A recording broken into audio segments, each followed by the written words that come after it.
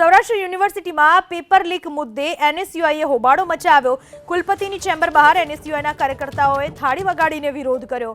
NSUI અને આપના વિદ્યાર્થી સંગઠન પણ વિરોધ પ્રદર્શનમાં જોડાયા। બીસીએ સેમેસ્ટર 4ના પેપર લીક મુદ્દે કોઈ કાર્યવાહી ન થતા વિદ્યાર્થી સંગઠન મેદાને ગુરુવારના એબીવીપીએ સૌરાષ્ટ્ર યુનિવર્સિટી ખાતે કર્યું હતું વિરોધ પ્રદર્શન। સૌરાષ્ટ્ર યુનિવર્સિટી ખાતે ગોઠવાયો ચુસ્ત પોલીસ બંદોબસ્ત।